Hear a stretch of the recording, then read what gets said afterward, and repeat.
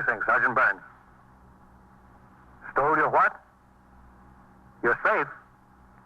Well, where is this? Where on Lexington? What is it, a store?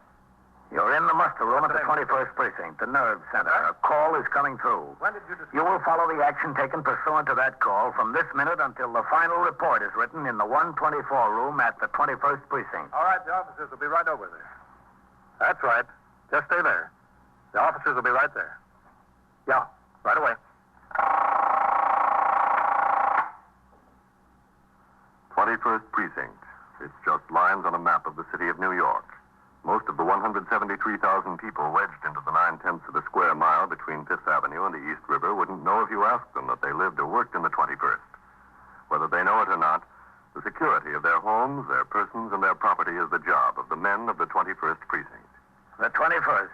160 patrolmen, 11 sergeants, and 4 lieutenants, of whom I'm the boss. My name is Kennelly, Frank Kennelly. I'm captain in command of the 21st. Tours vary like the weather. Some are calm, 8 hours with hardly a murmur in the precinct. Others are stormy.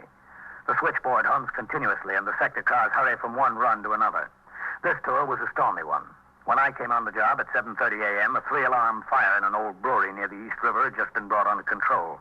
2 city firemen had been overcome and taken to Metropolitan Hospital. At 8:16 a.m., a bus and a taxicab collided on 2nd Avenue.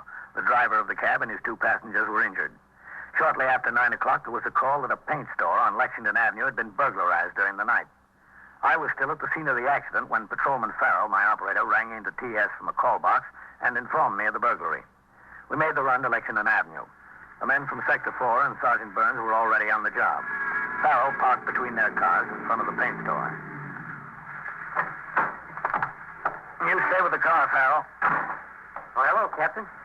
Well, what do we got, Ross? Safe job, sir. Yeah? Says they hauled it away. They just rolled it out the front door and carried it away. All right. Oh, watch the door, Captain. That's the way they got in and out. Okay. Sergeant Burns says the detectives might want to try it for fingerprints. All right, stay on the job here. Keep the sidewalk clear. Yes, sir. What time do you usually open the store, Mr. Heelis? The same time, 9 o'clock. 9 o'clock every day. Hello, Sergeant. Captain.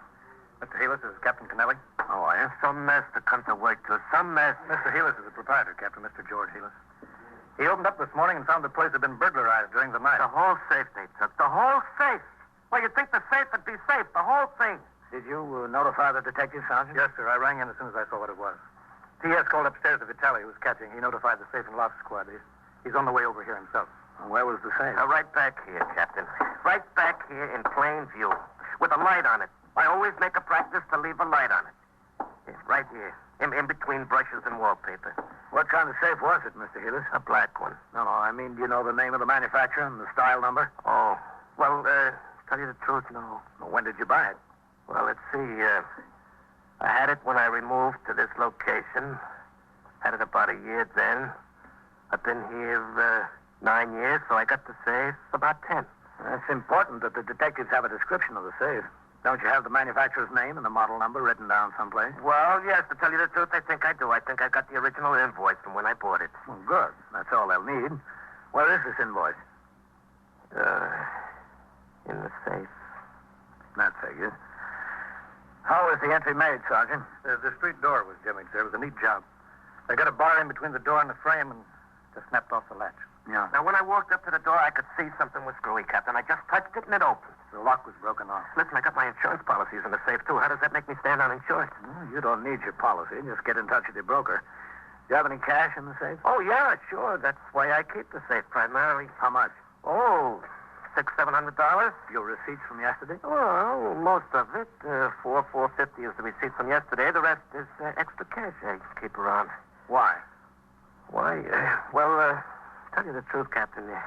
It's a couple of $100 I had. I didn't want my wife to know about. You know, mad money. She knows everything I'm doing, how much I got in the bank down to the last nickel.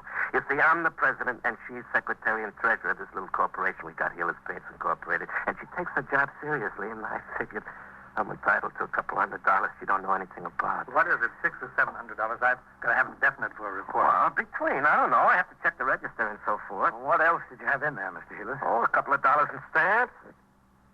Oh, for crying out loud. My war bonds. My war bonds was in there. Well, you won't lose anything there. You have a record of the serial numbers. Oh, yeah. Also in the safe. Well, you sure had a lot of faith in that safe, Mr. Healer. Well, who would have thought, you know? Listen, the government will make good on those, won't they? That's my hard-earned money in those bonds. What happened? Well, you better get in touch with the Treasury Department as soon as you can, Mr. Healer. Yeah, that's a good idea. As a matter of fact, we'll notify them ourselves. Anything else in there, Mr. Healer? My accounts receivable. Listen, how much chance is there of getting them back? I mean the bonds and the accounts receivable. I don't care about the cash. You know, this could develop into an expensive proposition. Treasury might give me a hard time, and without the accounts receivable, well, to tell you the truth, I'm a dead duck. Accounts payable, who cares? The people I owe, if I don't pay them, they'll let me know. But the people that owe me aren't going to come around here and volunteer the money. No, siree. You think I can get it back, Captain? The contents? Besides the cash, I mean? You probably will, Mr. Healer. So all they want is the cash. Your ledgers and war bonds won't do them any good. Oh, that's good news if it only comes true. What'd they do, Sergeant? Roll it along here? Yes, sir. You can see the tracks. Right down here and out the door. Must have had a pickup truck or a car waiting. A car? Well, they couldn't get that safe into a car. You know how big that safe is? Why, it comes up to here. I mean, up to here. Well, there must have been 9 guys to move it. Look, I haven't had it out of that corner for 2 years. It was so heavy. Look at the dust back there. Are you in the store all alone, Mr. Healer? That's right, all alone. Oh, except on Saturdays. My wife comes down to give me a hand and work on the books. You know, she's got a job downtown on Wall Street. On Saturdays, she comes to help me out. Mm-hmm. Have you always been alone in the store? Well, yeah, for the last 3 or 4 years. I used to have help, but it got more than the traffic could bear. I couldn't keep them. I always had their problems, plus my own. I figured it didn't pay. 12 guys there must have been to roll that safe out of here. Believe me, it was this big, and heavy. Now, who could that be on the phone? It's a fine time to call. Well, you better answer it, Mr. Healer. Well, it's a fine time for business as usual. Go ahead. Yeah, excuse me. Some deal, huh, Captain? It is some deal. I had to jimmy the door. They had to roll the safe out here across the sidewalk and onto the truck. Why was the patrolman on post? Beats me, Captain. Hello, Hillis Street. What time do you think they broke in, Sergeant? They closed the store at 6 o'clock. Didn't open up until 9 this morning. It could have been any time in between. All right. Sergeant, send forthwith to the men who are on post here for the night tour and for the late tour. I want them both in my office by noon. Yes, sir. I want to know why they didn't see this burglary in progress, or at least discover that the door was Hey, jimmied. listen, Captain, that telephone's for you. For me? Yeah, I answered it, and somebody says, who's the cop in charge there? It was a dame, some dame. And I said, there's a captain here. And she said, let me talk to the captain. All right, where is it? Yeah, back there on the counter, right next to the cash register. Okay. You don't need all those men here, Sergeant. Get some of them back on patrol. Yes, sir. All right, Captain Kennelly. Are you in charge of the cops there? Who is this? Well, that's not important now, Captain. And if you want to talk to me, it's important. Well, look, if you really want to know who it is, I'm the guy that got the safe from there. Is that so? Yeah, that's so. I want to make you a little proposition. Well, I don't know whether I want to talk about a proposition with you. Well, whatever we talk about, let's make it fast. I don't want to give you a chance to find out where I'm calling from. All right, I'll make it fast. What do you want? I want the combination. You don't want much, do you? Look, we've been trying to get into that thing all night. We've been trying to rip it. We've been using a torch on it. All we want's the dough, that's all. Well, that's very nice of you. The deal is you give it the combination. I know he's got a lot of other stuff in there he wants besides the money. But that's all I want, the money. Well, what's your proposition? Give it the combination, we'll leave the stuff where it can be picked up without getting hurt. We'll leave the whole safe. And if you don't get it? If we don't get it, the safe winds up the bottom of the river, and Helis never sees anything else he's got in there. That's fair, isn't it? How fair can you get? All right, just hold the phone a minute. No, I don't Talk hold it no over with phone. I'll call you back. Captain who? Captain Kennelly, 21st Precinct. I'll call you back there. Hello. Hello. What's the trouble, Captain? That was the burglar. The burglar? Did you say that was the burglar on the phone? Well, that's who he said he was. Well, what does he want? He wants the combination to the safe. Well, that's a lot of nerve. What does he think he is? He can't get it open. He said if he gets the combination, you'll recover everything else in the safe except the money. All he wants is the money. If he doesn't get it, the whole thing goes to the bottom of the river. You mean I could get my accounts receivable and my war bonds back? Well, that's what he said. Well, who cares about the money? I'm covered with insurance for that. I'll go along with him. I'm inclined to do that. Well, I don't know whether I am, Mr. Healer. Now, look, whose stuff is it? I got a lot to lose. We'll talk it over with the detectives. We'll see what they want to do about it. I've been a long time in this job, Captain. I never heard of anything like this before. You learn something new every day, Sergeant. Every day in the year. Within a few minutes, detectives of both the 21st Squad and the Safe Loft and Truck Squad, the central office specialists who handle safe burglaries on a citywide basis, arrived at the scene. Sergeant Burns gave them such information as he had collected, and I told them of the phone call from the man who purported to be one of the burglars. The detectives took over the investigation, and Sergeant Burns instructed his men to resume patrol. I returned to the precinct house. Lieutenant Gorman told me he had sent forthwith to the homes of Patrolman Coley and White. These were the men who were on post number 6, which included the burglarized paint store during the preceding night and late tours. Both men were en route from their homes. I went into my office to read and sign reports and communications which had accumulated since I was on duty previously. At 20 minutes after 10, I had almost finished with the paperwork when I looked up and saw Lieutenant Matt King, commander of the 21st Detective Squad, and another man standing in the door. You got a minute, Captain? Yeah, sure, Matt. Come in. How are you, Captain? Fine, man. This is Detective Andy Sawyer of the Safe and Loft Squad. Oh, I'm glad to know you, Sawyer. Yes, sir. Sit down. Matt, sit down. Thanks, Captain. Pull that chair over. Well, that was an odd one this morning, wasn't it, Captain? Yeah, it sure was. How do you figure it, Sawyer? You fellas ever heard anything like that before? No, sir. Neither us. Guy must be a psycho trying to swing a deal like that. Well, it didn't sound much like a psycho over the phone, Matt. How have you fellas got it figured? Well, there are a couple of things, Captain. One, Mr. Healer said it was a woman on the phone when he answered. You picked it up, it was a man. Yeah, that's right. Two, from the description Healers gave us of the box, it sounds like a certified 600. Now, a safe man who really knows his business wouldn't find much trouble getting into a box like that. He'd try ripping it.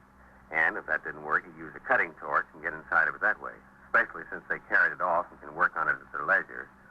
They aren't red-hot ironmen, that's for sure. Whoever they are, I don't think they've been long on trade.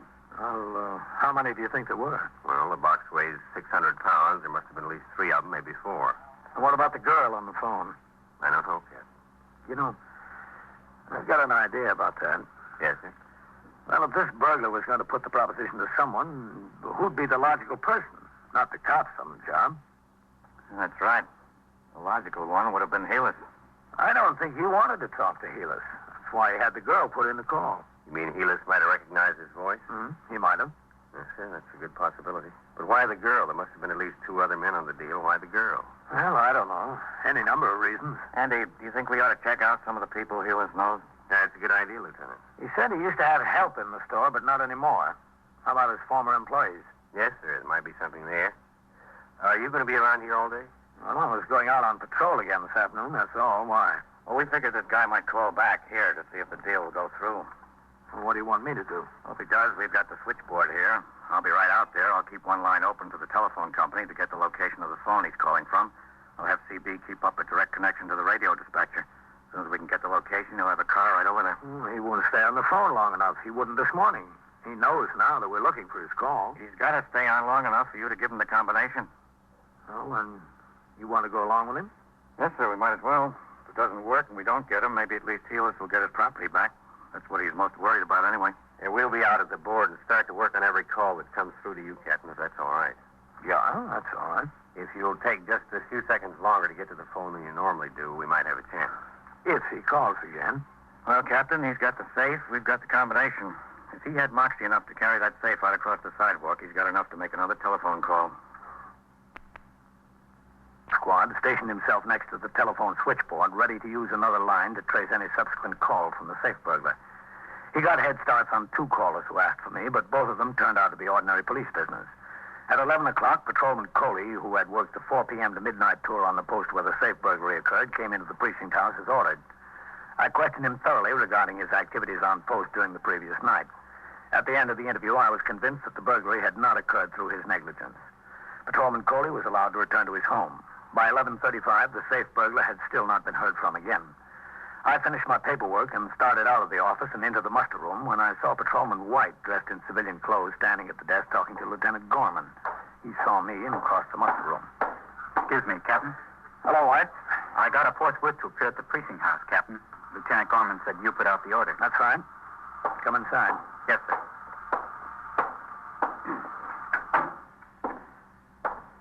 You were assigned to post number 6 from midnight to 8 a.m.? Yes, sir, that's right.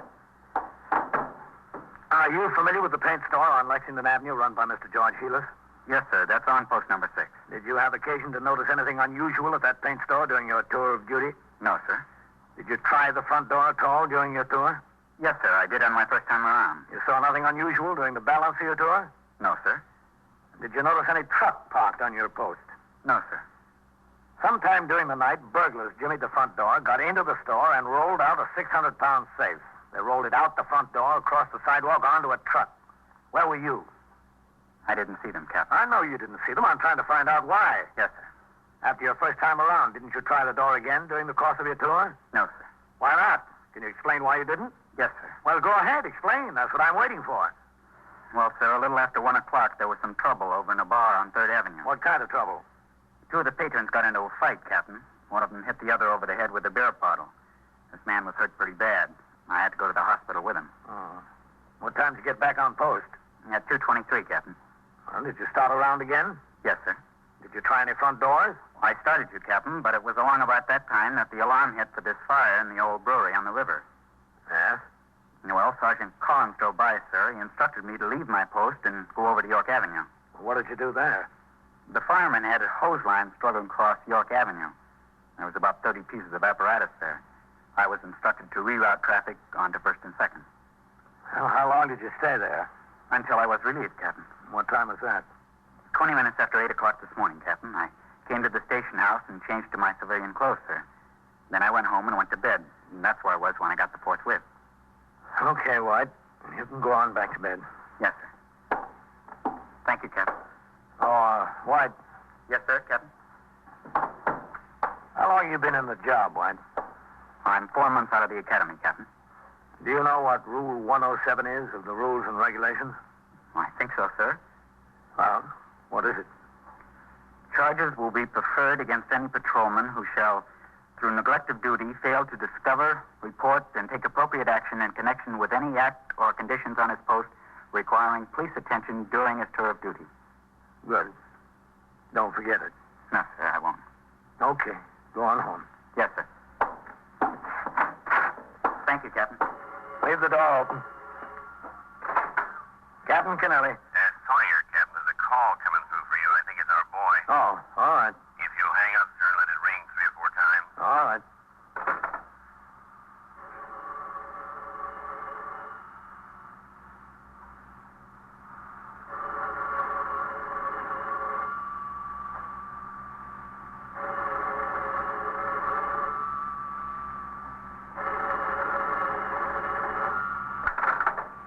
Captain Kennelly. You know who this is, Captain? Yes, I think so. What about the deal? You ready to go through with it? Yes, we'll go through with it. All right, what's the combination? Now, wait a minute. First, I want your assurances that you're not going to throw that safe in the river. The man wants his property back. You'll get it back. Well, I just wanted to make Listen, sure. I know that what you're trying to do. You're trying to stall for time. I'm not going to stay on this line long enough for you to trace the call. Believe me, now I'm not. What's the combination? Well, just a second. Let me find it. Well, don't take more than a second. I'm telling you, don't take more than a second. All right, I'm getting it. What is it? Just a second. I'm telling you. All right, here it is. What? It's 2 full turns to the right. 2 full turns to the right. Write that down, honey. Stop at 71. Stop at 71. Back left past 71 and stop at 6. Back left past 71 and stop at 6. 6. 6. Then what? Look, you're going to keep your promise, aren't you? I'll keep my promise if you keep yours. What's the rest of the combination? I haven't got all day here. I know what you're trying to do. Well, then right to 98. Is that it? Yes, that's it. Bye. I think we've got a chance, Captain. Well, I couldn't keep him on the phone any longer, Sawyer. He knew what we were up to. We made it, Captain. Good. That girl was with him again. Apparently she was standing alongside of him, taking down the combination as he repeated it back. It was from a pay station. Ah, that figures. Drugstore on Astoria Boulevard. A car from the 114th Precinct's on the way. Well, that's fine. Maybe they'll make it. I'll call the squad out there and ask him to take a look, too. Okay. I'll do it from the board. Oh, excuse me, Lieutenant. That's all right. Go ahead. We got the call, Lieutenant. Did you talk to him, Captain? Yeah, I gave him the combination. They traced it to a pay station and a drugstore on Astoria Boulevard. Yeah, he's probably gone by now. Yeah, a car is on the way, and Sawyer's calling out the 114th squad and have them go take a look, too. Astoria, huh? Ah, that's right. You know something, Captain? I've had Vitali and Novak over there talking to that Mr. Heelis for the better part of the morning. Yeah. We've been going on the possibility that maybe your suggestion is correct. The man didn't want to talk to Mr. Heelis on the phone because he might recognize the voice.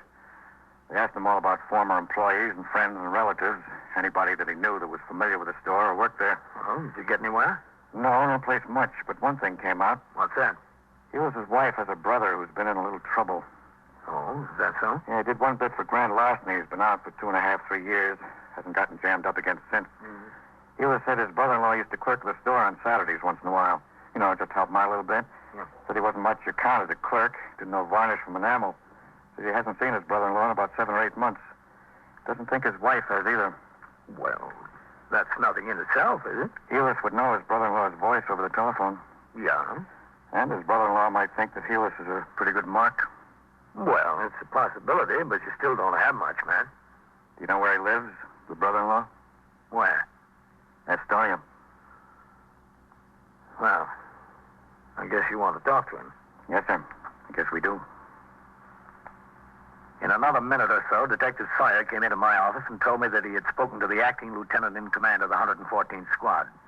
2 detectives from there were en route to the drugstore on Astoria Boulevard to see if they could locate the caller. It was determined that Detective Sawyer, accompanied by Detective Vitale of the 21st Squad, would go to Astoria and talk to the brother-in-law of the victim, Lee Goring. The fact that the brother-in-law lived in Astoria and had a criminal record was considered more than a coincidence. After they left my office, I turned my attention to other business at the precinct. At 1 p.m., I went on patrol and returned in time to turn out the platoon for the night tour at 4. The precinct was calmer than when I came on the job in the morning. The storm had abated. After the men marched out of the door, a call came from upstairs through T.S. Lieutenant King would like to see me in the detective squad. I walked through the back room where several of the men who had just come off duty were standing around talking. I climbed the rickety stairs to the 2nd floor and walked into the 21st Squad. I saw Detective Sawyer sitting on the edge of a desk talking to a small, blonde young woman. I walked over to him. Well, I was just doing him a favor. That's all I was doing. Hello, Sawyer. Oh, hello, Captain. How are you? After all he asked me to do was to make a telephone call for him. If a girl can't make a telephone call for a man, well, what's this world coming to? Captain, this is Eleanor Hoffel. How do you do? I'm sure. Well, I didn't have anything to do with breaking into that store. I wasn't anywhere near the place. I didn't even know what it was all about. He asked me to do him a favor, that's all, and I did. I didn't know what it was all about. Yes, you could write down the combination, too, when he got it from the captain here. You knew what that was all about, didn't you? Well, not exactly. He's not the kind that tells you everything. Have you got it wrapped up, Andy? Yes, sir, pretty much.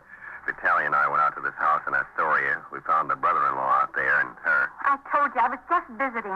That's all I was doing. I was just visiting. We took a look in the garage, and what do you think was there? The safe? Yes, sir, the safe. I didn't know it was in there. I don't look in garages. Why should I look in a garage? I was just visiting him, and he asked me to do a favor. You can't kill somebody for doing a favor. Where's the lieutenant? In his office? Yes, sir. I didn't know what it was all about. That's the honest to goodness truth. Yes. Captain Kennelly. Come in, Captain.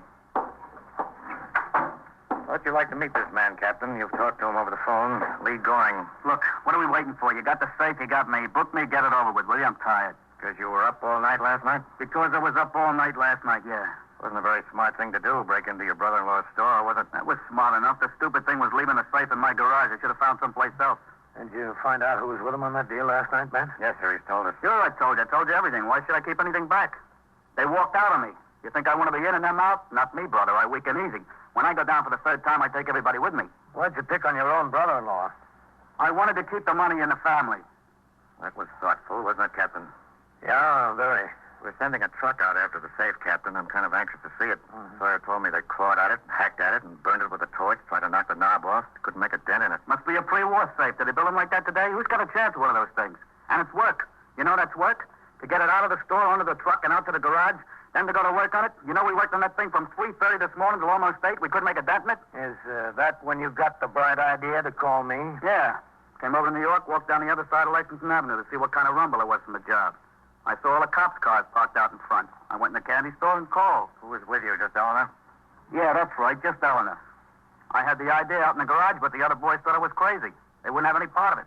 I said to them, look, I'm not 2 feet from where all that money is, not 2 feet, and I can't get my hands on it. If you don't want any part of it, get out. I'll go it myself. So they got out. All that work and not a dime out of it. That's what gets me. Back-breaking work. You going to bring them in here, those boys? I'd like to see the looks on their faces. They take a fall, don't get a dime out of it. I'm laughing. It's a big joke. All right. Come in, Mr. Hewitt. Yeah, sure. I'm Lieutenant King. How are you? I'm pleased to know you. Lee, I don't know what to say. Say hello. I'm ashamed of you, Lee. Really ashamed of you. My own wife's brother to do such a thing. What do you want from me, George? I did it. What am I going to do? Say I'm sorry? You would really throw the safe from the river, your own brother-in-law's accounts receivable and bonds at the bottom of the river, I can understand how you would do it to me, but your own flesh and blood is my wife. George, don't knock yourself out. Why did you do it, Lee? Why didn't you come to me if you needed money? I needed money, but who needed a song and dance with it? Captain, do you understand it? I don't. A grown man, look at him. In his trade, he can go out and make $20, $25 a day. $25 a day, and he's got to get himself in trouble again like this. What's the answer? $25 a day. Well, Mr. Helis, the answer seems to be that he prefers night work.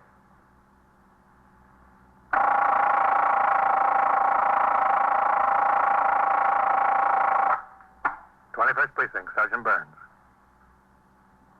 Well, who got bitten? How old?